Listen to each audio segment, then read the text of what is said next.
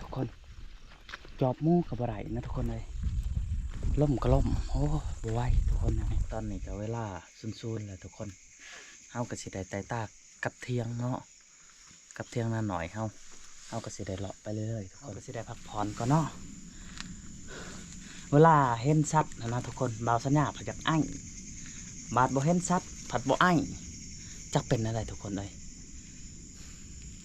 ห้ามบ่ไรอย่าว่ายุดก็ห้ามบ่ไรโอ้มันสิมานบ่ยากหรอกบาดมันสิมานหันไหนอยากห้องกับบ้านคือเก่าเนาะทุกคนเลยเพิ่นให้เฮาอยู่แล้วเพิ่นนี่บ่เคยขี้ทีเลยทำมายำห้ำนี่ได้โอ้ยให้ลุงให้ลานนี่เด้อ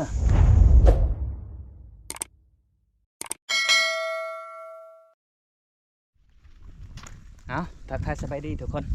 ยินดีต้อนรับเข้าสู่ส่องบ่าวสัญญาคนเดินป่าเส้นเก่าเส้นเคยทุกคนเนาะตอนนี้เฮาสิออกนั่งห่างนะทุกคนเพราะว่าเฮาสิไปนั่งห่างอยู่พูดแหละทุกคนบอลทีเฮาได้โตเหม็นอะไรเนาะโตฮอนอะไรทุกคนเพราะว่าตอนนี้เฮาได้เดินทางไปกับบ่าวหลานะทุกคนเพราะว่าหมากใหม่ในต้นนั้นยังบ่ทันได้มืดเถื่อกะว่าแมน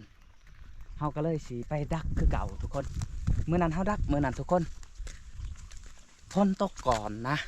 ผ่านไปทุกคนแต่ว่าต้นนี้อาจจะบ่ตกทุกคนเพราะว่ามันตกเลยเมื่อคืนนี่เนาะไปทุกคนไปลุ้นน้ำกันว่าสิเป็นได้เนาะเมื่อยทุกคนเลยนี่แหละการเดินป่าทุกคนมวนกับเสียงนกเสียงนูทุกคนฟังดูเสียงมันหองเนาะทุกคนธรรมศาสตร์ดีเนาะ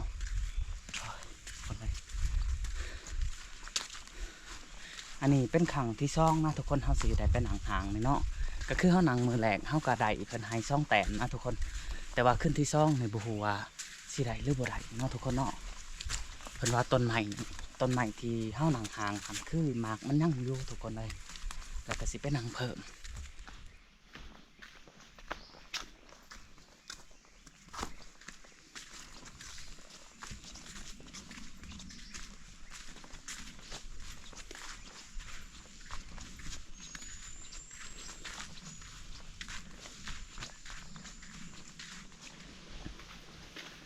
พันทองแถเพิ่นก็ได้ขึ้นมาทางนี้เลยทุกคนเพิ่นได้ไปย่ำกับดักเพิ่นกับดักหมูนะทุกคนเพราะว่าเพิ่นใส่ลายมือเลยทุกคนเพิ่นก็สิได้ไปหาเบิ่งว่ากับดักเพิ่นมันสิทำงานบ่หรือบ่ทางเส้นเดียวกันนี่แหละทุกคนตอนนี้อาจจะดักแหลวเลยแหละเพิ่นย่ำขันมันเลยเพิ่นสีว่าบอกเพิ่นว่าทุกคนเลยไปห้าหลอกการมันเสาร์นี่กับบ่พอทุกคนไปห้าหลักเสาเนาะพอแต่ลิงทุกคนเลยเป็นพุงอยู่พุงหนึ่งประมาณ30 โต๊ะนี่แหละทุกคนมันเสาร์นี่เหงาอยู่เนาะมันอยู่ในต้นใหม่ทุกคนต้นหมากใหม่เนาะมันเห็นเบาหลามันก็พากันต้นก็ถึกลึกลาบเบาสัญญาจนตื่นทุกคนที่แหลกเขาคิดว่ามูแต่ว่ากลายเป็นลิงทุกคนเลยลิงลายแถวนี้ทุกคนมื้อแรกนี่เราสัญญาสิเบิ่งบางก่อนนะทุกคนเพราะว่าบางมันเข้าไปกินต้นหมากใหม่อันนั้นลายทุกคนกลางคืนนี่ทั้งบางทั้งเห็นแต่ว่าเฮาบ่ได้เตะต่องมันดอกทุกคนแต่ว่ามื้อแรกนี่สิจอบเบิ่งเนาะเมื่อยทุกคนเห็นบ่ทุกคนผู้หมากน้ำเต่าทั้งลังนี่อยู่เบื้องผาปังทองนะทุกคนไปใต้อยากไปคือสิมวนทุกคนแนมบังโอ้สูงขนาดทุกคนเลยพูดแหละประมาณว่าเดือน1 เดือน 2ทุกคนบ่าวสัญญาสิขึ้นทั้งผู้เมืองผาปังทองล่องเบิ่งเนาะแต่ว่านี่เฮามาเดินทั้งสารวัตรก่อนนะทุกคนผู้หมักน้ำเต่าพันว่าขึ้นมานี่แปลนเลยทุกคนบริเวณเนาะมันจะเป็นเดินมาหินนะทุกคนเมื่อยทุกคนเลยมุงนี่เพราะไรแต่สัญญาณโทรนะทุกคนเฮาโทรนี่โทรได้เพราะว่ามันขึ้นแต่สัญญาณโทรแต่สัญญาณเฮาสิลินเน็ตนี่แทบจะบ่มีเลยทุกคนบ่คือผู้อันหน่วยนั้นเนาะหน่วยที่บ่าวสัญญาขึ้นโพสต์คลิปมันทุกคนตัวที่บ่าวสัญญาขึ้นไปโพสต์คลิปหันมีสัญญาณทุกคนได้นะหันฮะเทียบสัญญาณแต่ว่ามุงนี่เพราะไรขึ้นแต่ 4G 4G ซื่อๆทุกคนบางทีก็ขึ้นตัวอีเลยเนาะมันแทบจะลิ้นบ่ได้นะทุกคน แต่ว่ามวลบรรยากาศทุกคนมันมวลตั้มทรายล่มก็ว่าแมนทุกคนพังทรายล่มพังนกห้องแต่เสียงคนนี่อาจจะบ่มีเลยนะทุกคนเสียงคนนี่เงียบเลยมีแต่เสียงนกกับเสียงนูเท่านั้นกลางคืนนี่มีแต่เสียงนูและก็เสียงอันเหม็นทุกคนฮอนเนาะกลางคืนเสียงบางลายแถวนี้ทุกคนนี่แหละทุกคนบ่าวสัญญาคิดว่าสีบัวไดมาเดินป่าอะไรได้ตะกี้เนาะเห็นตามคลิปหลายๆคนโพสต์ลงกับเดินป่าทุกคนบ่าวสัญญาก็เลยมาเดินป่าล่องเบิ่งบัดมาเดินแหละม่วนทุกคนเลยเงียบเลยแบบเฮาตัดขาดจากโลกภายนอกเลยว่าง่ายๆเนาะก็คืออันแบบว่าเที่ยวตัวหมอกตัวเมืองนี่แบบเฮาตัดขาดเลยทุกคนมาแถวนี้เนาะเงียบจิ๊บเลยแบบสว่างสวัยแบบบ่มีไผเว้าหยังเลยทุกคนสบายไปแนวหนึ่งคักทุกคนเลยผู้ใดอยากมาเที่ยวก็ติดต่อมาได้ทุกคนเฮาสิพาไปหาเที่ยวล่องเบิ่งแต่ต้องเก่งหยางเด้อทุกคนคันหยางบ่เก่งนี่ก็บ่รอดทุกคนเลยคือฝนสิตกในกระปั้นน้ำเนาะคึมทุกคนคึมแห้งนะทุกคนมื้อนี้เป็นมื้อวันสิ้นทุกคนเลยเป็นมื้อวันสิ้นเฮาหยันฝนสิตกห่ำก็มีนะทุกคนทุกคนเลยค่ำแล้วบัดนี้นี่แหละเฮาสิได้เดินทางเข้าป่าเลยทุกคนเนาะนี่แหละทางที่ให้เขาไป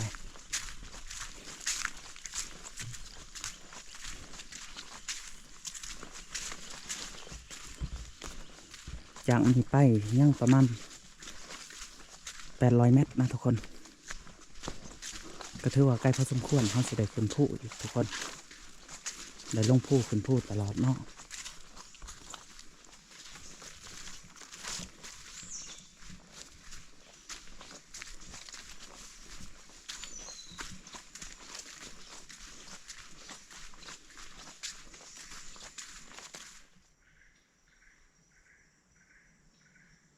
เสียงนกทวงนะทุกคน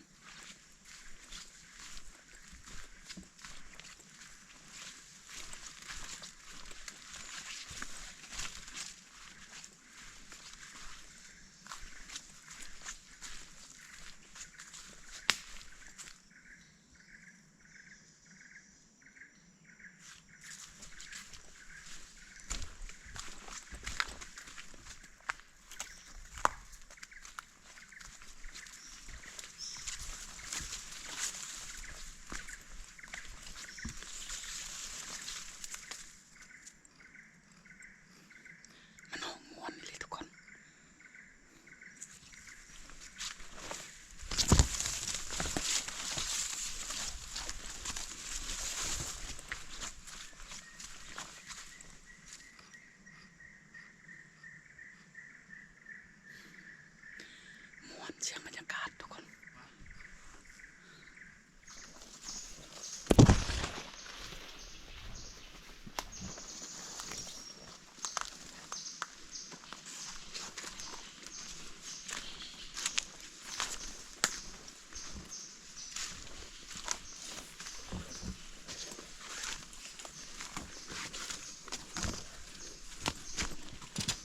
มาหอดเลยทุกคน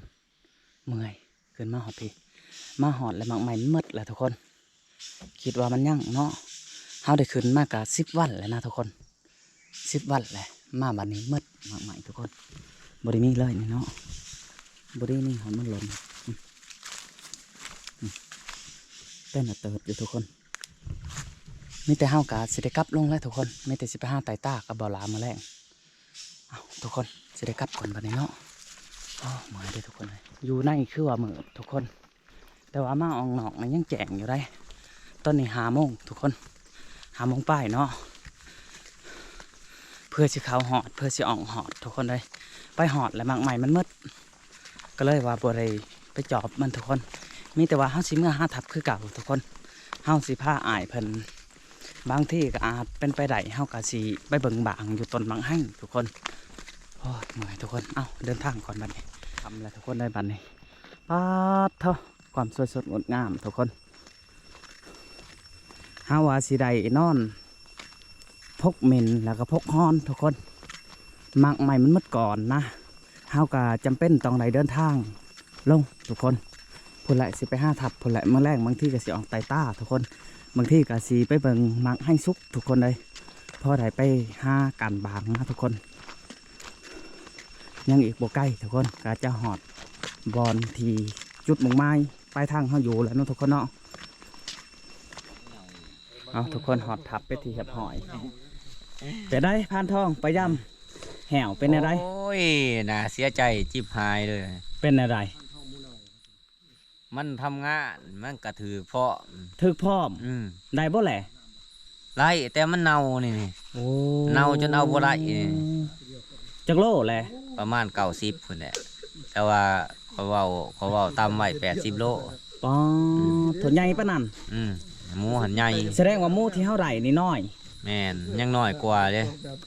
ป๋อ เพราะว่าตีนมันเขาเบิ่งตีนมันจนมุดหมดตีนมัน ทุกคนเอ้ยเสียใจท่ามในแห้งมันดีดแห้งบ่รู้ว่าแนวใด มันก็บ่แห้งปานใดมันก็บ่แห้งหรอกแต่ว่ามันอันมันถือมันเทิงมันขาดน้ำแล้วมันตายไว้พวกนี้ ตายไว้เนาะ แม่น โอ้ของพวกนี้ขาดน้ำบ่ได้เนาะ แม่นของพวกนี้ขาดน้ำบ่ได้เพราะว่าถือนี่บ่เกิน3 วันนี่มันตายโล เจ้าคิดว่าคันเฮาขึ้นมือแรกเฮาบ่อยู่พุ่นเฮามาพี่นี่ได้บ่ กะไล่กะแต่มันตายแล้ว แต่มันก็สิบ่เน่าปานใดก็บ่เอาไล่ พอเอาได้เนาะแต่ว่าไปบัดนี้แมงวันโหโหแล้วเนาะ โอ้ยย่างน้ำทางพี่ก็ถือกินแล้ว ไปเฮ็ดไปแดกบ่ได้นะ บ่ได้ทุกคนเอ้ย เออ เบิ่งสิถามพ่อใหญ่เพิ่นลองเบิ่งเป็นจังได้พ่อใหญ่หมูหั่น ฮะ บ่ได้เชียร์ได้บ่80 โลพุ่นหมูหั่นพันทองแท้ได้มันเน่าก่อน เออ ตาสิได้เนาะ จะว่าฟังเบิ่งตอนกลางคืนดิเออ พังเบิ่งกัน บาง คืน ที่ เพิ่น เออบ างทีได้เนาะ เออ โอ้ยอุกใจเล เธอย มีโอกาส มีโอกาสเนาะทุกคนเอ้ยอุกใจเด้หอดทับเป็นที่เรียบร้อยแล้วทุกคนตอนนี้เฮาก็สิได้อันนางพกพรก็นะทุกคนบางทีเฮาก็สิไปไต่ต้าต่อทุกคนเพิ่นว่าไปย่ำกับดักทุกคน แต่ว่าหมู่เหนาเนาะเบิ่งเฮาสิเปิดให้ FC เบิ่งนํกันเนาะตาสิได้ทุกคนโอ้อ๋อโทษทุกคนเหนาเลยแมนความพันทองแถเพิ่นดีทุกคนตาสิได้ทุกคนเลยเอ้าบ่เป็นหยังทุกคนรอโอกาสหน้าเนาะเพราะว่านี่เพิ่นว่าโตะที่3ก็ว่าแมนหรือว่าอันห้องที่3ก็ว่าแมนทุกคน เจ้าของหรือว่าตัวใหญ่มันบ่ทันได้ถือทุกคน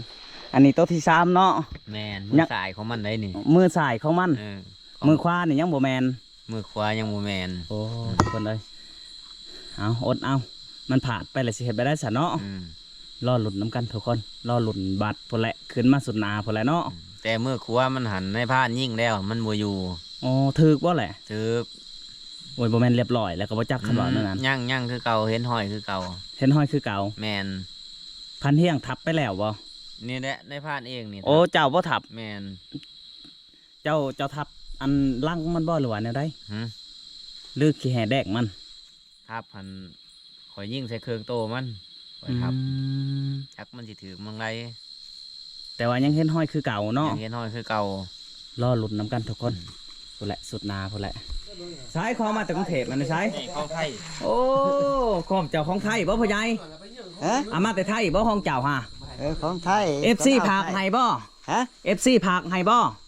เขาซื้อฝากไข่ โอ้เขาซื้อผักให้โอ้ของพ่อใหญ่จอยทุกคน สีขาว สีขาวเนาะ ไทยเข้าไปเยี่ยมเลยมื้อแรกเชื่อมาของบ่ใหญ่จอย โอ้คอยถือเด้อมื้อแรงเด้อ ฮะ คอยสิถือไปหาการเด้อ ไปมันไฟอยากหมดแล้วได้ล่ะ อยากหมดแหละ แล้วแต่ดอกอยากถือ เอ้า ไป ได้จังหัวจักหมดเจ้าบริษัทบ่ ฮะ เจ้าบริษัทบ่ บ่บริษัท อุ้ยได้สิห้ามถือบัดนี้โอ้ยทุกคนเลยทางพันเฮียงเพิ่นก็กินยาอยู่บ่เด้เนาะใส่อยู่นอกพงแล้วกินอยู่บ่ยาพันมองอันพันอันนี้พันทองเป็นไข่ทุกคนเลยพันเฮียงเป็นไข่นอนในพันใหญ่เป็นไข่แล้วก็จบแล้วเนาะทุกคนเนาะโอ้ไปได้สิแหงแล้วบ่ทางนี้ โอ้แอมเต็มเลยทุกคน แถมเลย เริ่มได้ทีเลยได้นี่ เอาแจวมาเบิ่ง ซอยเลยลูก โถ่ขักเนาะ เนื้อแดดเดียวผู้ดีกินได้ทำนี่ คันวักเก่า10 โลจะมาเนี่ยโอ้ยเนาะ โอ้ยฮะนี่พ่อเหรอ บ่พอเลยหานนี่ทุกคน เอาเมื่อสดๆหรอแหล้วไปปาดอยู่บ้าน ปัจจุบันเลยเนาะโอ้ยเสียใจทุกคนเลยอันนี้จะเป็นกระดูกทุกคนกระดูกแห้งเนาะอ่ะวันนี้เฮากะสิได้เริ่มไปหาไตต้าก่อนทุกคนเอ้ยอ่ะทุกคนหลังจากกินข้าวกินน้ำแล้วเฮาก็สิออกไตต้าเนาะบัดนี้เนาะเฮาได้ไป3 คนนะทุกคนพันม่องกับบ่าวหลาเนาะมื้อนี้มื้อสุดท้ายก็ว่าแม่นทุกคนเฮาสิไปสุดเหยียดเลยเนาะบ่ฮู้ว่าทางพันท่องเพิ่นสิไปทางใดแหน่ทุกคนเนาะไปลุ้นนำกันทุกคนทุกคนโอ้กัดมักบก2-3 เทื่อแต่ว่าเฮาไล่บ่ทันนะมันแล่นทุกคนเอ้ยลัดบ่ทันเมื่อยแฮงเลยตอนนี้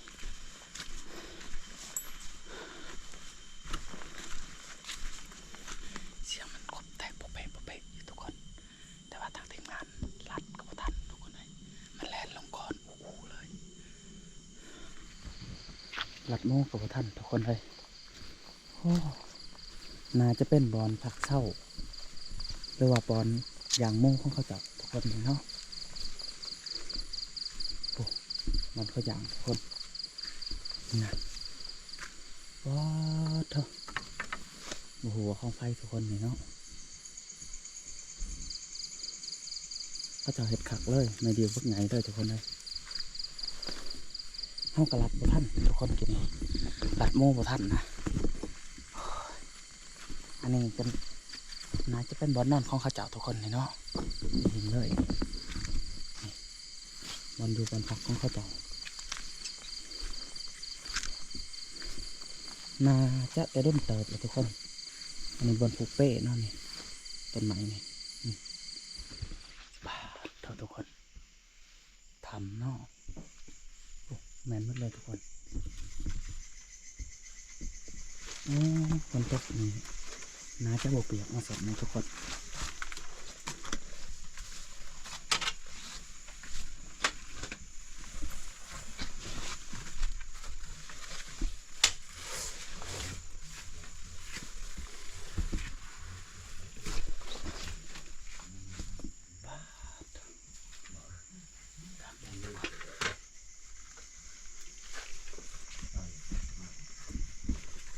โอ้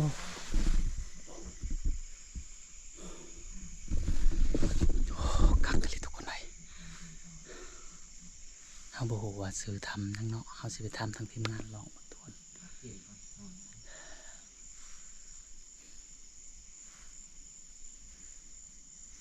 ต้องสิไปทำทีมงานลองทุกคนโอ้ทุกคนโอ้กักกันเลยอยู่ไหน น้ำคับเลย น้ำค่ำบ่น่ะ ใช้สะอาดดี มีน้ำนะเบิ่งทุกคนโอ้ไปลืบเลยทุกคนพ้นตกในบ่เปียกนะทุกคนนี่ทางลงสอดผืนก็มี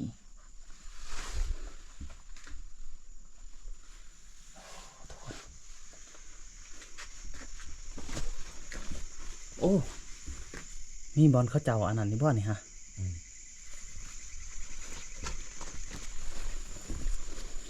โอ้โหเลิกเติบทุกคนเลยขักกันเลยคือสิบอลเขาเจ้านอกนี่เนาะเขาเจ้ามันเลี้ยงวัวเลี้ยงควายแล้วก็มานอนนี่บ่ หากินหาหยาดเท่านี้ อ๋อทำไม่สร้างอันนี้พัน ข้าเจ้าบ้านน้องแต่เอื้อนตามมายำห้ มันต้องแต่ว่าทำมายำห้ ำแมน ำคือว่าเนี่ยนะ อันนี้เขาก็ยังบูหูคือกันจักเขาอะไรมาแต่ใส่ ก็เลยเอื้อนน้ำเขาเพราะว่าทำนี่ก็บ้านน้องแต่พามาที่แดกกันนะ อ๋อเจ้าโบจักซ้ บ่ ำมานะเขาเจ้าเนาะ แมน ทำมายำห้ำทุกคนซึ่งใส่ตะกี้มาลายเนาะ อืม แล้วขึ้นโมทันมากกับยำห้ำเนาะ เพราะว่าหนันเลยจะได้เวลาเมื่อยปะฮะ เมื่อยเติม ไม่เติบเนาะ แม่ อ๋อคักอยู่บ่เวลาทำเนี่ย หักอยู่ได้ ข้อยคิดว่าฝนตกไอ้มันบ่เปียกเลยนี่ทุกคนฮะเปิดว่านะโอ้ทุกคนคักกะลีนี่เป็นพลังทำเลยทุกคนเลยไปได้เฮาสินอนในบ้านนี่ฮะหรือว่าในไร พักผ่อนก่อนจัก2ชั่วโมงยังเดินต่อ โอ้พักผ่อนก่อนจัก2ชั่วโมง แม่น แล้วก็เดินทางต่อ นี่ก็กำลัง3ทุ่มหนึง น้องสั้นถึงทุกคนเลยเมื่อยทุกคนเฮาก็สิได้พักผ่อนก่อนเนาะเวลาเห็นสัตว์นะทุกคนบ่าวสัญญาผัดจากไอ้บาดบ่เห็นสัตว์ผัดบ่ไอ้จักเป็นอะไรทุกคนเลยห้ามบ่ได้ อย่าว่าหยุดก็ห้ามบ่ได้ โอ้มันสิมานบ่ยากหรอก บาดมันสิมานหั่นใด อืม อยากห้องก็มันคือเก่าเนาะ อืม โอ้ยทุกคนเลย ครับเพิ่นใหายเฮาอยู่แล้วเพิ่นนี่บ่เคยขี้ทีเลย ทำมายำห้ำนี่ได อืม โอ้ยให้ลุงให้หลานนี่เด้ออันนี้กระบอนเขาเจ้าอย่างเลยทุกคนเนี่ย ทำมันจะยาวหอบเลยทางเฮาลงมา ทำไหน อืม อ๋อนอนทั้งได้กระไดเนาะ อืม แต่บซ้ำทำงัวดอกเนาะ แม่น ทำงัวใหญ่กว่าทุกคน ซูซี่กันนั่นแหละ ซูซี่บ่ ตัวนี้จะใหญ่กว่าเพราะว่าเขาจะเออกมาผักกันมันเดียวทำตัวนั้นมันใหญ่นะ อ๋อ เขาบ่ได้สูผักมัน แต่ว่าห้าพื้นหยากเนาะ แม่น ห้าพื้นหยากทุกคนเลยรอบเด็กจะห้าสิได้ออกทุกคนเลยตอนนี้ก็กองพื้นกองไผ่เลยทุกคน เพราะว่ายันมัดมันลายทุกคนนอนลาเนาะแล้วนอนงาอย่างนี้เลยเจ้าเนาะโอ้ท่านนอนจะนอนทุกคนเลยพานท่องมันก็สินอนแล้วบ่เนี่ยฮะ แม่นผักก่อนก่อนจัก ทุกคนเลยเพิ่นสินอนในแผ่นนั้นห้าสินอนแผ่นหนึ่งทุกคนพักผ่อนก็น่าทุกคนโอ้ยหลับเด็กจะห้าสิได้ออกทุกคนเลยตอนนี้ก็กองพื้นกองไผ่เลยทุกคน เพราะว่ายันมันลายทุกคนนอนลาเนาะแล้วนอนงาอย่างนี้เลยเจ้าเนาะโอ้ท่านนอนจะนอนทุกคนเลยพานท่องมันก็สินอนแล้วบ่เนี่ยฮะ แม่นผักก่อนก่อนจัก ทุกคนเลยเพิ่นสินอนในแผ่นนั้นห้าสินอนแผ่นหนึ่งทุกคน ตอนนี้ก็เวลาซุนๆเลยทุกคนเฮาก็สิได้ไต่ตากกับเที่ยงเนาะกับเที่ยงนั่นหน่อยเฮาก็สิได้เลาะไปเรื่อยๆทุกคนว่าสินอนในนี้นอนบ่หลับทุกคนเลยยุงลายเนาะเพราะว่าเฮาพื้นเฮาจากมืดเลยทุกคนเลยไปเดินทางก่อนทุกคนบัดนี้ทุกคนเฮาสิได้กลับก่อนบัดนี้หรือว่าเฮาเลาะไปตากกับว่าแม่นทุกคนเลยโอ้ยนี่เหม็นมากทุกคนได้ยินเสียงอู้แบบแซงมันเป็นทางทุกคนเราสัญญาบ่ได้เนาะทุกคนโอ้นี่อย่างห้างกับทางทุกคนเลยครับอยากจะทำนี่ทุกคน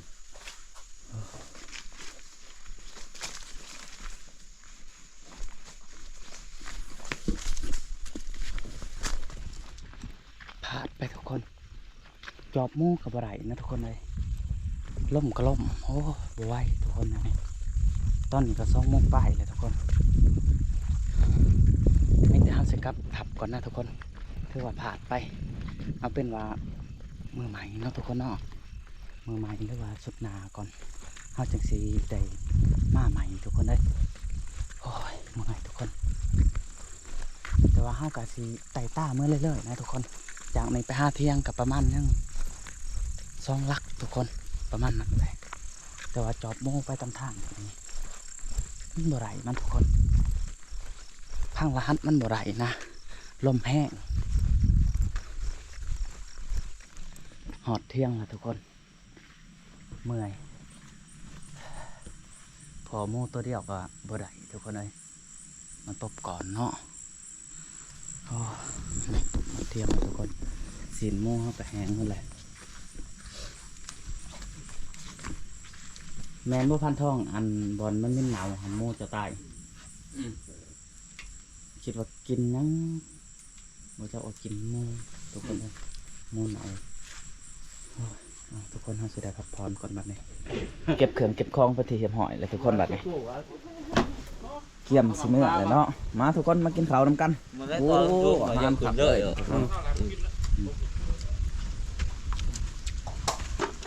ยังนำเบาละอบมาทุกคนมากินข้าวนำกันเนาะตอนสาวๆทุกคนตอนนี้เริ่มสิได้กลับแหละกะว่าแมนทุกคนได้เก็บเครื่องเก็บของไปที่เรียบร้อยแล้วเนาะนี่อันนี้ก็จะเป็นศีลหมูที่เฮาได้มาทุกคนนี่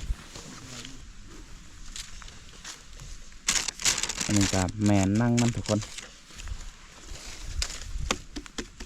อันนี้แมงเก็ตทุกคนแมงเก็ตเนาะ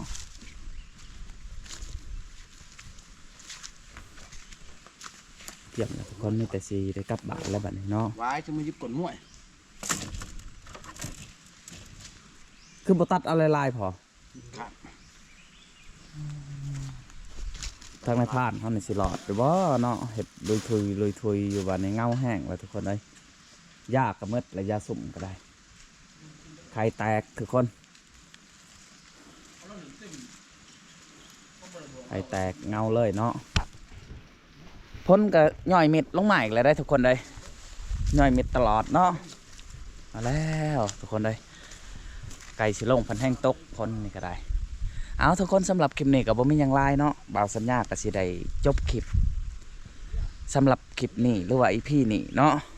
จากนั้นก็ฝากไปติดตาม EP หน้าเนาะทุกคนสำหรับคลิปนี้ขอกล่าวคำว่าสบายดีโอเค